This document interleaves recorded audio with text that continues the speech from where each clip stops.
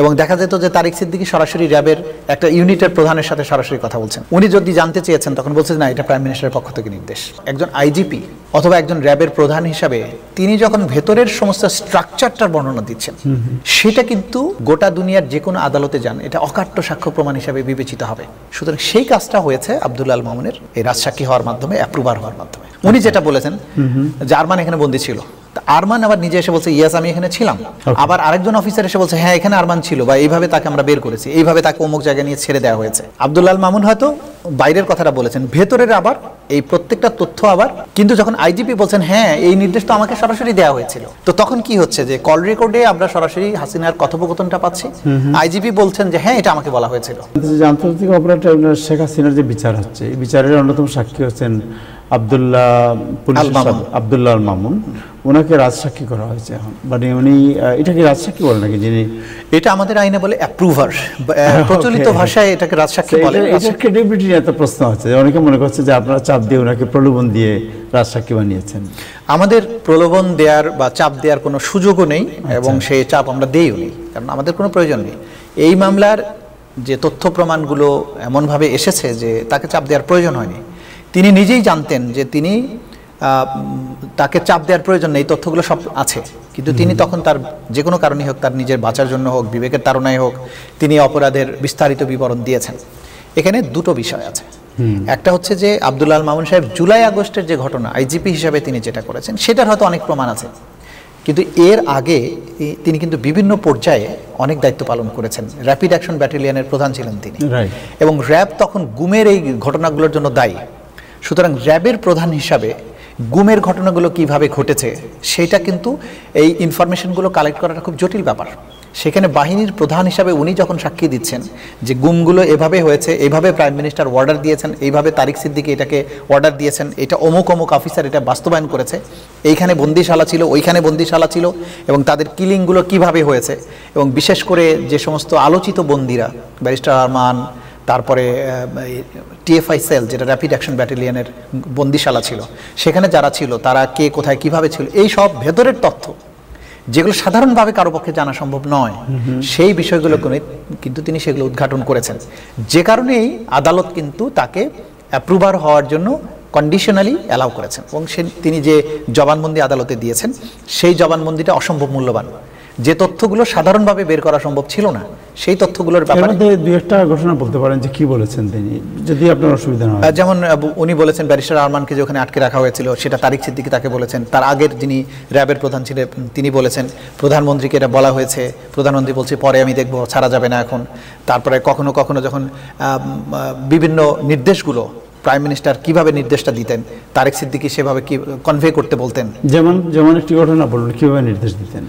তারিক সিদ্দিকী কাছে উনি শেখ হাসিনা তারিক সিদ্দিকী বলতেন, তারিক সিদ্দিকী র্যাবকে বলতেন। এবং সে অ্যাবাউট একজন টার্গেট করলেন প্রধানমন্ত্রী, যে সে অ্যাবাউট জনাব তাজুল ইসলামকে উনি টার্গেট করেছেন যে ওকে সরাতে হবে। সো কিভাবে উনি ব্যাখ্যা করেছেন এটা যে নাম ধরে না, যে র্যাব যখন কাউকে ধরে নিয়ে আসতো, তো এমন পর্যায়ে যখন কিল করার ডিসিশন হতো, তো এগুলো ডিসিশনগুলো তখন ওনারা বোঝার চেষ্টা করতেন যে এটা কিভাবে হচ্ছে, ওনাদেরকে বাইপাস করে করা হতো। এবং দেখা যেত যে তারিক সিদ্দিকী সরাসরি র্যাবের একটা ইউনিটের প্রধানের সাথে সরাসরি কথা বলছেন। উনি যদি জানতে চেয়েছেন তখন বলছেন না, এটা প্রাইম মিনিস্টারের পক্ষ থেকে নির্দেশ। অথবা কোনো বন্দির ব্যাপারে স্পেসিফিক্যালি প্রাইম মিনিস্টারকে বলা হয়েছে যে এখানে তো ওই বন্দিটা আছে, তার ব্যাপারে কি করবো, বলছে আমি জানি, রাখো তুমি এটা। এই ঘটনাগুলোর মধ্য দিয়ে প্রমাণ হয় যে প্রাইম মিনিস্টারের জ্ঞাতসারে সব কিছু হতো, এবং কাকে ছাড়া হবে, কাকে মারা হবে, কাকে কোথায় কি করা হবে, সব কিছু প্রাইম মিনিস্টার স্বয়ং এটা ডিল করতেন, এবং তিনি নির্দেশনাটা তারিক সিদ্দিকীকে দিতেন। তারিক সিদ্দিকী র্যাবের প্রধানকে অথবা আইজিপিকে বাইপাস করে সরাসরি হয়তো একটা র্যাবের কোনো একটা ইউনিটকে, কোনো একটা অংশকে তিনি এই নির্দেশটা দিতেন, বাস্তবায়ন করতেন। এই যে ভেতরের কালচারটা, এই কালচারটা কিভাবে পুরো বাংলাদেশকে একটা আতঙ্কের জনপদে পরিণত করেছিল, সেই বিষয়গুলো তিনি খুব ক্যাটাগরিক্যালি কোর্টে দিয়েছেন, যেটা প্রসিকিউশনের জন্য। ধরেন আমরা নানানভাবে প্রসিকিউশনের কাছে তথ্য প্রমাণাদি এসেছে, কিন্তু যখন একজন আইজিপি অথবা একজন র্যাবের প্রধান হিসাবে তিনি যখন ভেতরের সমস্ত স্ট্রাকচারটার বর্ণনা দিচ্ছেন, সেটা কিন্তু গোটা দুনিয়ার যে কোনো আদালতে যান এটা অকাট্য সাক্ষ্য প্রমাণ হিসাবে বিবেচিত হবে। তখন আর পুরো জিনিসটা সন্দেহের ঊর্ধ্বে চলে যায়, এবং এটাকে আর অবিশ্বাস করার মতো আর কোনো জায়গা থাকে না। সুতরাং সেই কাজটা হয়েছে আব্দুল আল মামুনের এই রাজসাক্ষী হওয়ার মাধ্যমে, অ্যাপ্রুভার হওয়ার মাধ্যমে। সো এটাকে যদি বলা হয় যে আপনারা যেমন ধরেন আপনারা যে কথাগুলো বলছেন, এই কথাগুলো যে বায়াস না, এই কথাগুলো যে আপনারা বানিয়ে বলছেন না, কেউ যদি বলে যে দেয়ার ইজ নো এভিডেন্স, একজনের মুখের কথার উপর আমি এটা প্রত্যেকটা বক্তব্যের সাবস্টেন্সিয়েট করেছে। উনি যেটা বলেছেন যে আরমান এখানে বন্দী ছিল, আরমান আবার নিজে এসে বলছে ইয়েস আমি এখানে ছিলাম। আবার আরেকজন অফিসার এসে বলছে হ্যাঁ এখানে আরমান ছিল, বা এইভাবে তাকে আমরা বের করেছি, এইভাবে তাকে অমুক জায়গায় নিয়ে ছেড়ে দেওয়া হয়েছে, এবং তাকে কি খাবার দেওয়া হতো, তার সাথে কি আচরণ করা হতো, ওই টিএফআই সেলের ভেতরে কি কি টর্চারের যন্ত্রপাতি ছিল, কিভাবে মানুষকে ইন্টারোগেট করা হতো।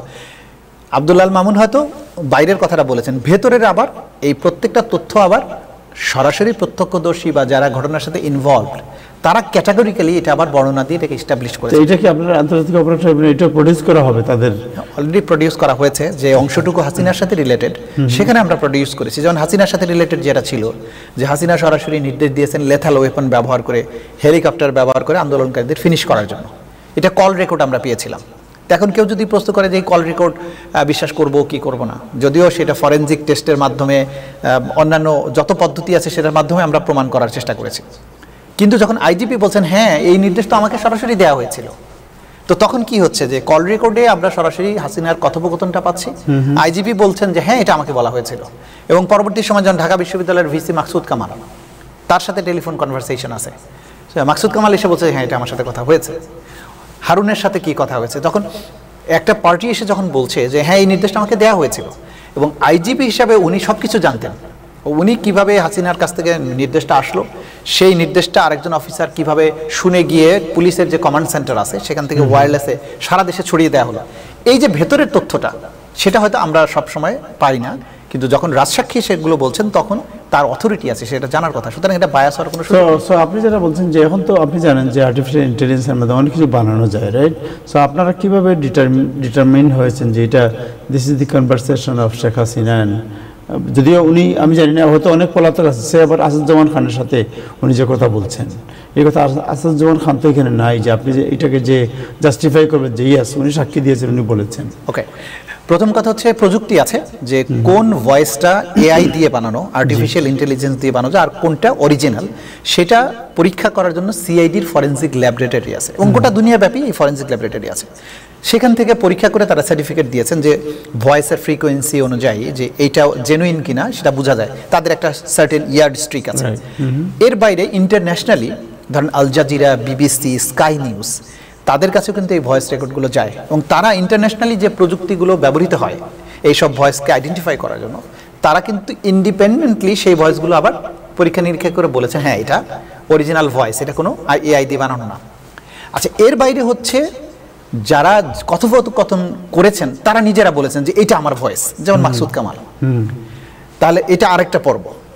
আর তার বাইরে যেটা হচ্ছে যে আপনি কোনটার কথা বলছিলেন যে আসাদুজ্জামান খান কামাল, তিনি স্বরাষ্ট্রমন্ত্রী হিসেবে অজস্র বক্তৃতা দিয়েছেন যেগুলো টেলিভিশনে আর্কাইভ করা আছে, বিটিভির কাছে আছে, শেখ হাসিনার ভয়েস বিটিভির কাছে আছে, পলকের ভয়েস আছে, সালমান এফ রহমানের ভয়েস আছে। তো যে প্রামাণ্য ভয়েসগুলো বাংলাদেশ সরকারের রাষ্ট্রীয় প্রতিষ্ঠান কর্তৃক রেকর্ডকৃত আছে, সেইটাকে প্রমাণ হিসাবে সিআইডি ল্যাবে পাঠানো হতো। তখন এই দুটো ভয়েস, যে ভয়েসটা আমরা কালেক্ট করেছি সেটার সাথে তার যে বিটিভিতে প্রচারিত ভয়েস, দুইটাকে মিলানো হতো, এবং সেখান থেকে তাদের সায়েন্টিফিক যে পদ্ধতি আছে বোধ হয় হ্যাঁ দুটো একই ব্যক্তির কথোপকথন, এভাবে পরীক্ষা নিরীক্ষা করা।